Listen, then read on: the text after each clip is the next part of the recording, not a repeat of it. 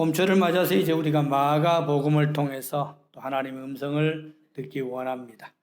오늘은 지난 시간에 이어서 마가복음 1장 21절에서 45절까지 말씀을 통하여 주님의 공생애의 시작의 의미가 무엇인가? 지난 시간에 우리가 복음서의 그 저자 마가가 서막에서 참 멋진 말을 했어요. 1장 1절 말씀에 예수 그리스도는 하나님의 아들로서 그분만이 인생의 근본이다. 얼마나 멋진 말했습니까? 복음의 시작. 그렇습니다. 예수만이 인생의 근본이요. 예수만이 생명의 근원이 되신다는 것입니다. 그래서 저자는 다른 복음서와 달리 그리스도의 출생과 탄생의 배경을 다 생략하고 본격적인 예수님의 사역을 강조했다고 하는 것이지요. 그렇다면 주님의 그 첫 번째 사역의 그 모든 내용들이 무엇일까요? 본문 말씀을 보시면 본문 말씀에 여러 가지 사역들이 주님의 첫 사역으로 소개되고 있습니다. 먼저 21절 말씀 이렇게 말씀하죠. 그들이 가버나움에 들어가니라. 예수께서 곧 안식일에 회당에 들어가 가르치셨다고 했습니다.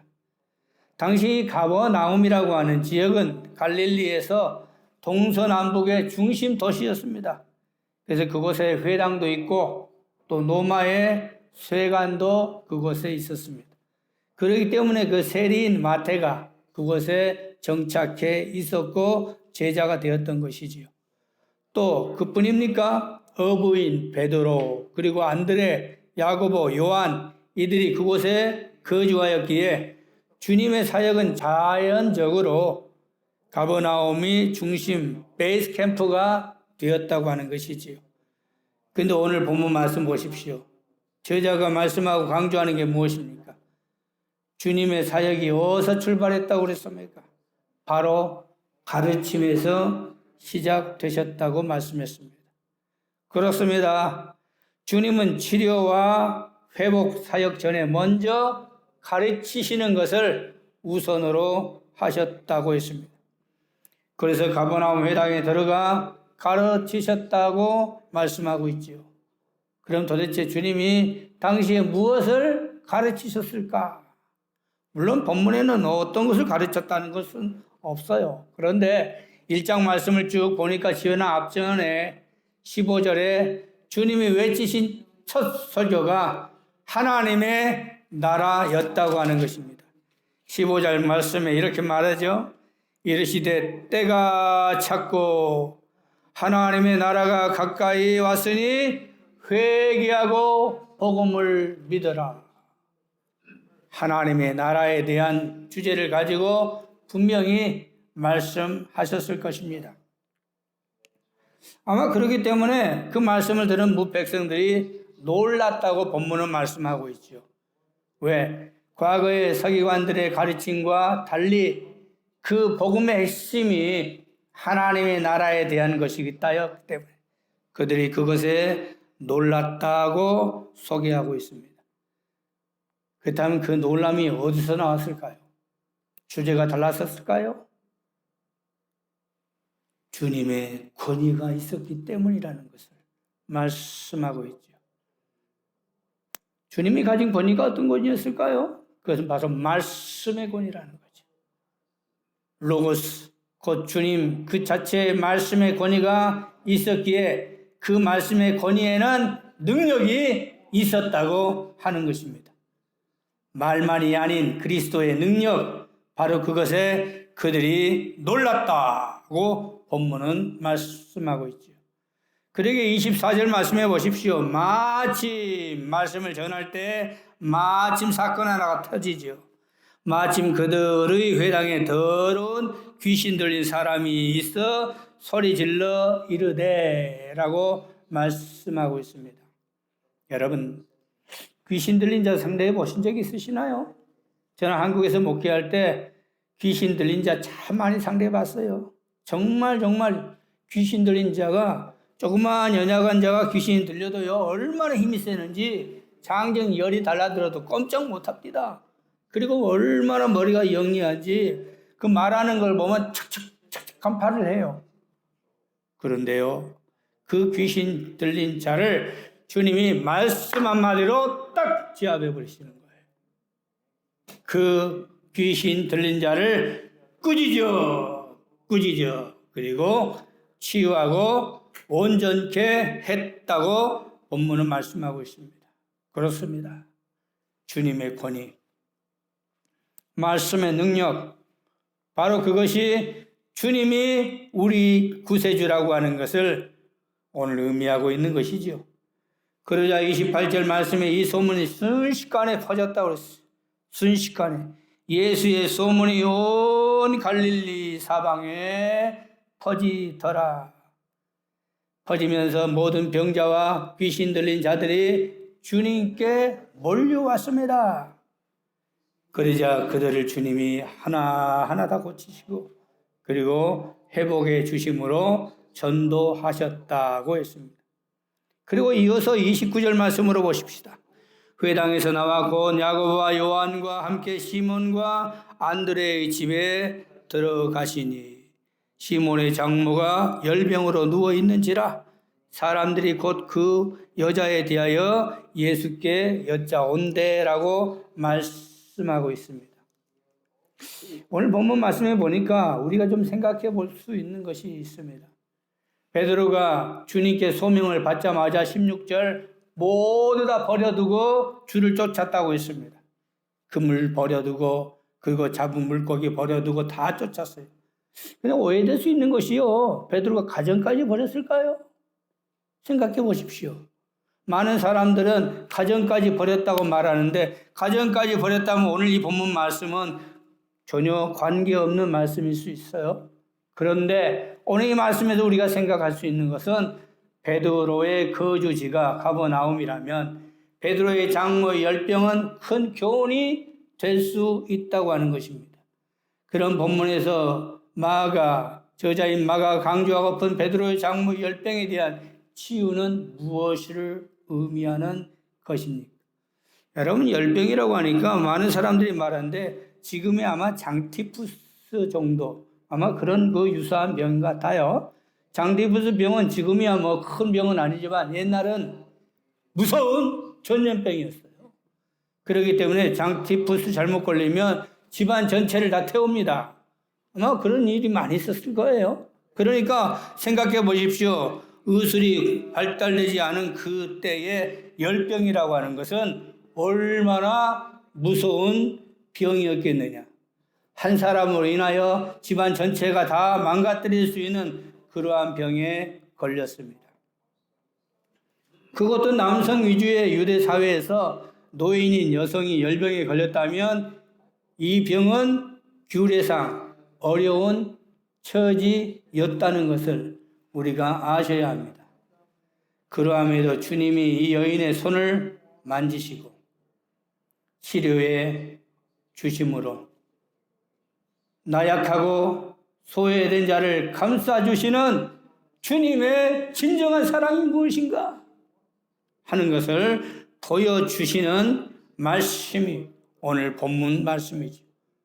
그뿐이 아닙니다. 40절 말씀으로 가면 나병 환자까지도 주님이 치료해 주신다는 말씀이죠. 40절 말씀, 한 나병 환자가 예수께 와서 꿇어 엎드려 간구하여 이르되 원하시면 저를 깨끗하게 하실 수 있나이다. 여러분, 나병이 어떤 병이요? 지금 한센스 병이라고 그러죠. 한센스 병. 옛날엔 문둥병이라고도 이야기했지요. 레위기 13장에 보시면 이 병은 하나님이 주시는 저주병이에요.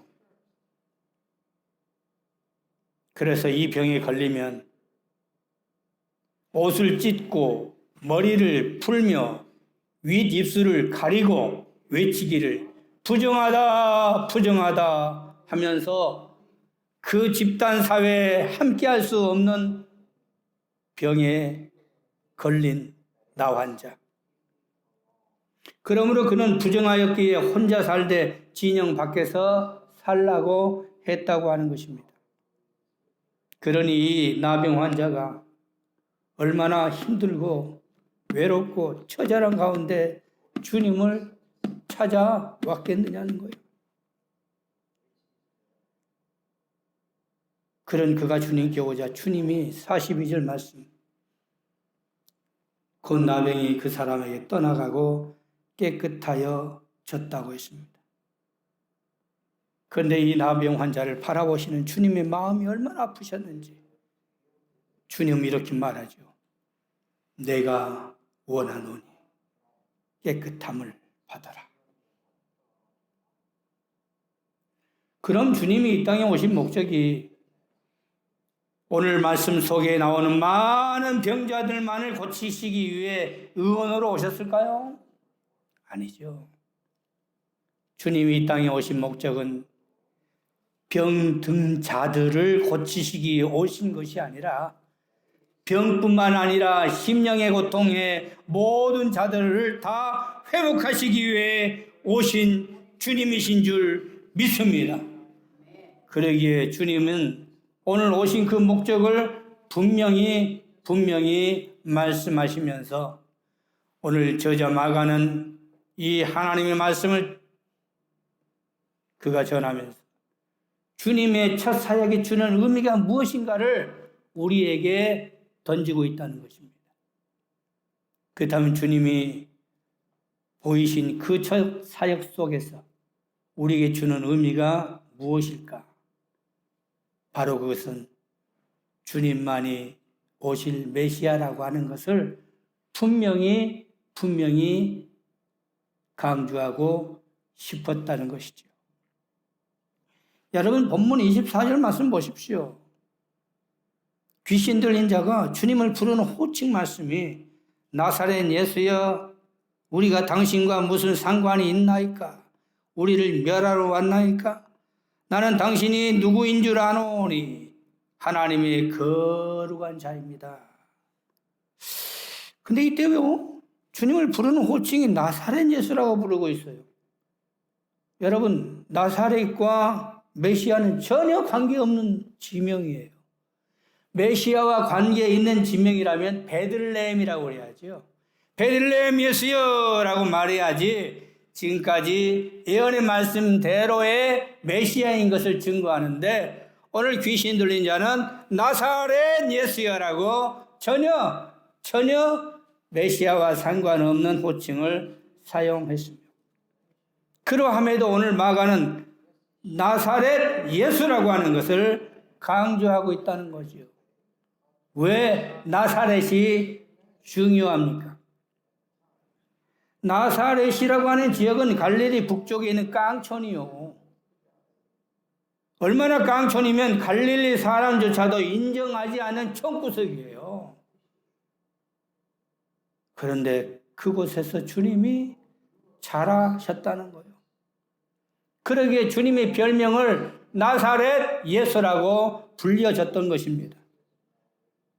그렇다면 왜 예수님이 호화로운 곳에서 위대한 곳에서 주님이 자라지 아니하시고 그런 깡촌에서 자라셔야 했을까? 바로 그것은 연약하고 별 볼 일 없는 곳 나사렛을 통해 몇십 천대 받은 자들의 대변자가 되셨다고 하는 것을 보여주시는 말씀입니다. 여러분 주님 만나는 것은요 멀리 있는 것이 아닙니다. 내가 망하고 실패하고 좌절하고 병들고 연약할 때 바로 그곳에 주님이 계십니다.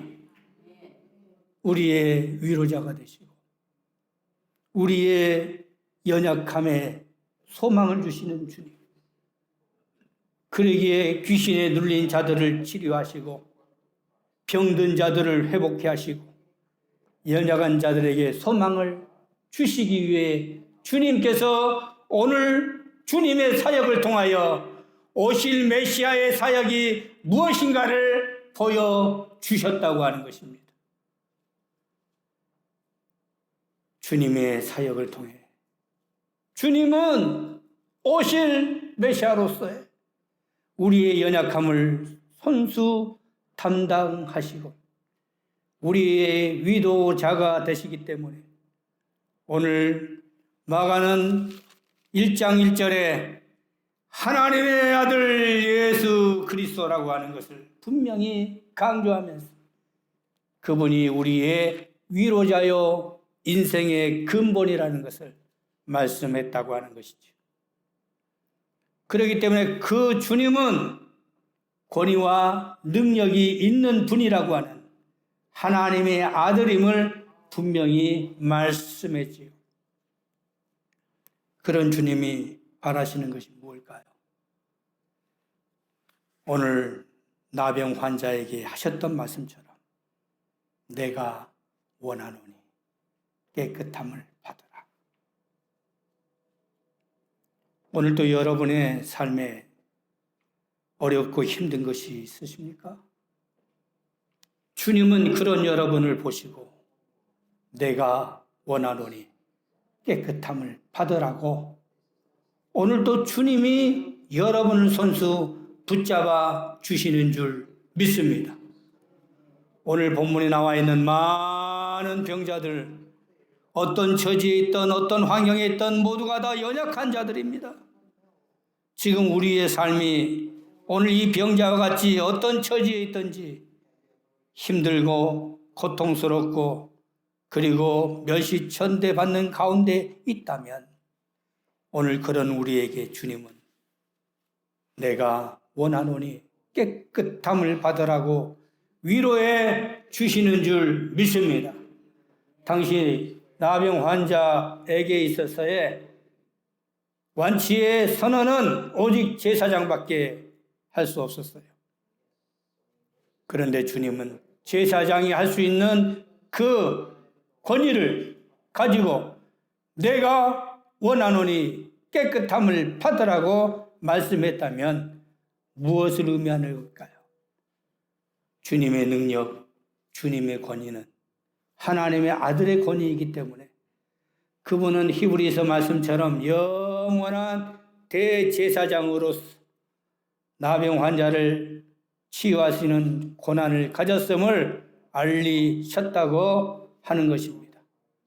주님의 선언, 주님의 능력, 주님의 권위, 하나님의 아들이신 주님께서 오늘 이렇게 병자를 치료하시고 위로하시고 그리고 병이 나았음을 선언하셨다고 하는 것을 통하여 귀신까지도 주님의 그 권위와 능력을 인정했고 귀신 들린 자가 그러기 때문에 주님에 대해 당신은 하나님의 아들 거룩한 자입니다라고 인정했다고 하는 것입니다.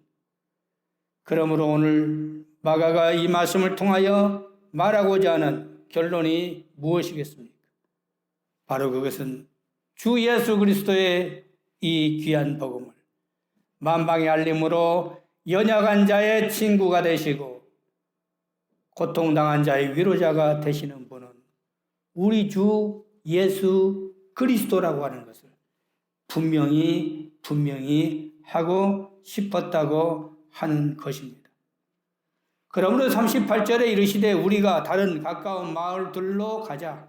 거기서도 전도하리니 내가 이를 위하여 왔다고 주님이 오신 목적을 분명히 했다고 하는 것입니다. 이 땅에 우리가 살아가면서 그런 주님을 아직도 만나지 못한 분이 혹시 계십니까? 주님은 지금도 살아 계십니다. 그리고 여러분과 함께 계십니다. 여러분과 슬픔과 여러분의 고뇌를 주님이 아시기 때문에 오늘 마가는 연약하고 힘든 자에게 위로자가 되셨던 그 주님이 지금도 우리에게 힘을 주시고 용기를 주시고 소망을 주실 뿐만 아니라 내가 원하노니 하셨던 주님의 그 사랑을 내가 원하노니 하셨던 그 주님의 사랑을 오늘도 우리가 느끼기를 바라셨다고 하는 것을 깨닫고 조용히 오늘 말씀을 묵상하면서 나는 어떤 병자에 속해 있는지, 오늘 이 많은 각색 병든 자들 그 고뇌와 슬픔을 생각하며 나에게 다가오신 주님의 그 손길, 그리고 내가 원하노니 하는 주님의 음성을 듣고 오늘도 새 힘 얻는 여러분 되시기를 주님의 이름으로 기도합니다. 기도하겠습니다. 자비로우신 하나님 감사합니다. 주님의 첫 사역에서의 주는 의미가 무엇일까? 그러면 그 사역이 오늘날 우리에게 주는 것은 무언가? 오늘 각색 병자를 고치시는 주님, 그리고 그들에게 위로를 주셨던 주님, 오늘도 살아계신 주님의 은혜가 우리들에게도 동일하게 나타날 줄 믿습니다. 오늘도 나에게 소망을 주시고 위로를 주시는 주님의 음성을 깊이 묵상하며 그 주님의 손길을 붙잡아가는 권속들이 되게 하여 주시옵소서. 예수님 이름으로 기도드립니다. 아멘.